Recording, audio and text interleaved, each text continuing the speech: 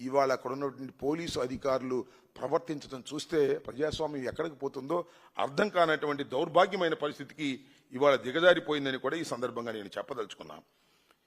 మా రాము మీద కేసు పెట్టారు, ఎస్సీ ఎస్టీ కేసు. ఎఫ్ఐఆర్ కూడా కనపడనీరు. ముందుకెళ్ళి కోర్టులో ఏమన్నా మేము తీసుకుంటామేమోనని. అంటే ఎన్నికల రోజు వీళ్ళందరినీ కూడా కట్ చేసి పారేయాలి, ఎన్నికల రోజు వీళ్ళందరినీ అరెస్ట్ చేసేయాలి, అరెస్ట్ చేసేసి పోలింగ్కి ఎవరికి వెళ్ళకోకుండా భయాందోళన గురి చేయాలి, కేవలం తెలుగుదేశం పార్టీ వాళ్ళు మాత్రమే వెళ్ళి ఓట్లు వేసుకోవాలి అనేటటువంటి ఒక ప్రక్రియని, ఒక ఎజెండాని చంద్రబాబు నాయుడు గారి ఆదేశాల మేరకు పోలీసు యంత్రాంగం పనిచేస్తున్నది.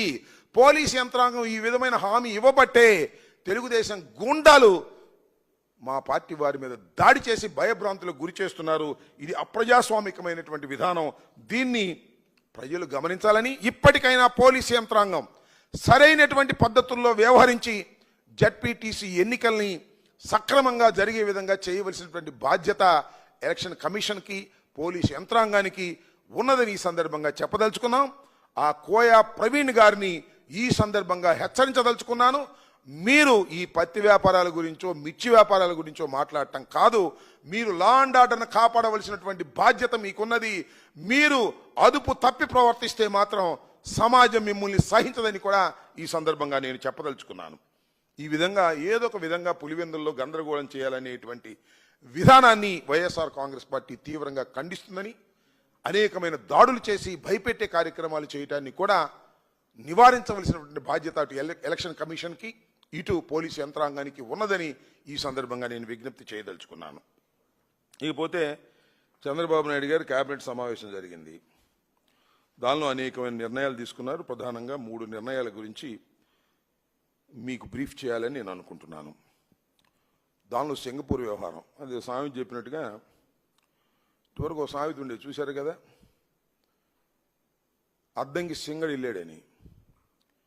ఇప్పుడు ఆ సామెత కొద్దిగా మారింది, అద్దంకి సింగపూర్ వెళ్ళాడని ఆ సామెతగా ఉంది.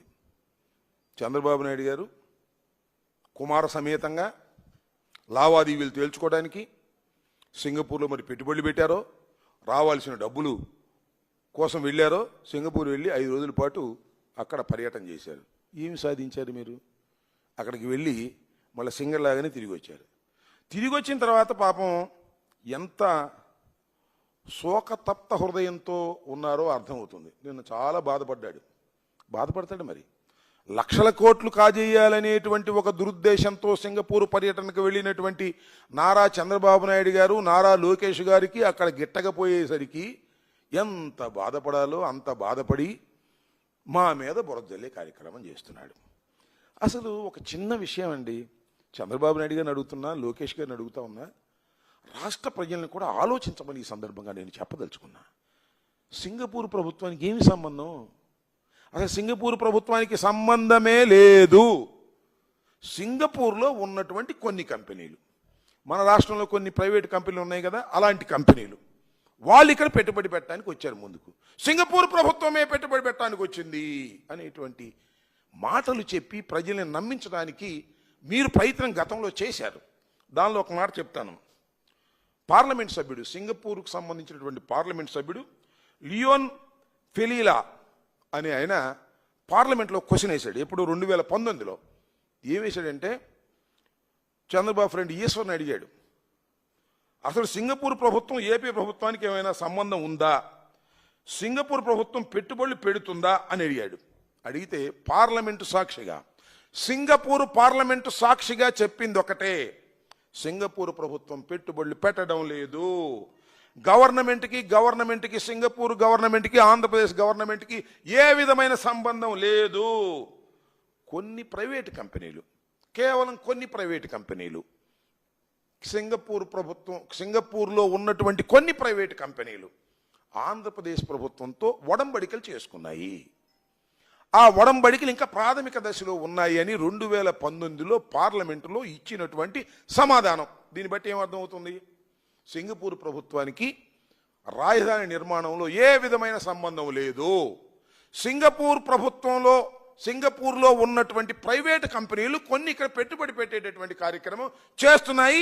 దానికి చంద్రబాబు నాయుడు గారు పచ్చ జెండాలు ఊపి సింగపూర్ ప్రభుత్వం ఇక్కడికి వచ్చేస్తుందని డప్పాలు కొట్టి ప్రజల్ని నమ్మించాలనేటువంటి ఒక దురుద్దేశపూరితమైనటువంటి కార్యక్రమం చేశాడనేది చాలా స్పష్టమవుతుంది. మళ్ళీ సింగపూర్ ప్రభుత్వాన్ని అంట బెదిరించారంట, సింగపూర్ ప్రభుత్వాన్ని పోగొట్టారంట. సింగపూర్ ప్రభుత్వం కనిపెట్టేసిందంతా కూడా డొల్లని, ఇక్కడ లంచాలు తీసుకోవడం కోసం అక్కడ వాళ్ళు వస్తున్నారని కనిపెట్టిన తరువాత సింగపూర్ ప్రభుత్వం మాకేమీ సంబంధం లేదు పోండి అని చెప్పి పంపించేసింది. చేతులు దులుపుకుంటా చంద్రబాబు నాయుడు గారు వాళ్ళ అబ్బాయి వచ్చేసి మా మీద పడేటటువంటి ప్రయత్నం చేస్తున్నారు. దావోస్ వెళ్ళాడు, దావోస్ నుంచి కూడా వచ్చాడు.